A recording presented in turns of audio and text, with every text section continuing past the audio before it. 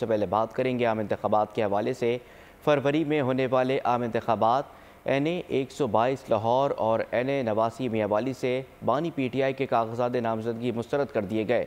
शाह महमूद कुरैशी, जैन कुरैशी, परवेज़ इलाही, जुल्फ़ी बुखारी समेत आज़म सवाती, हमात अज़हर, असद कैसर, उस्मान डार की वालदा, शहराम तरकई, शेख रशीद, यास्मिन राशिद, कासिम सूरी, फहमीदा मिर्ज़ा, जुल्फ़िकार मिर्ज़ा, अख्तर मिंगल और कई PTI रहनुमाओं के कागजात नामजदगी मुस्तरद कर दिए गए।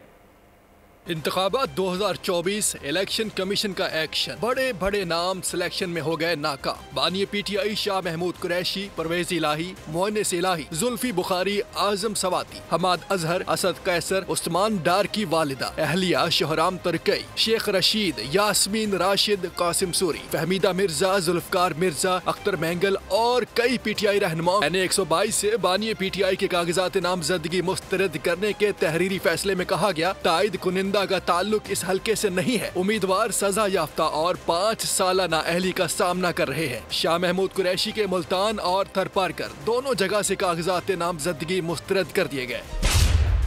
बेटे जैन कुरैशी और बेटी मेहरबानो कुरैशी के कागजात नामजदगी पर रिजेक्टेड की स्टैंप लगा दी गई। जुल्फी बुखारी ने इस्लामाबाद से कागजात जमा कराए थे, उनके भी कागजात को मुस्तरद कर दिया गया।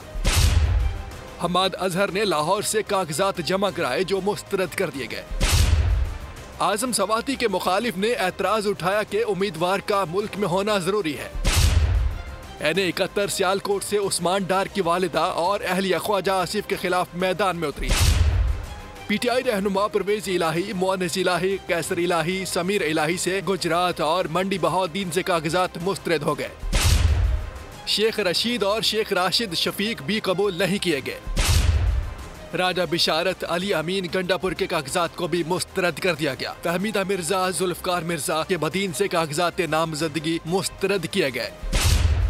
शांगला से शौकत यूसुफ जई और जमशेद दस्ती भी मुस्तरद होने वालों की फहरिस्त में शामिल है।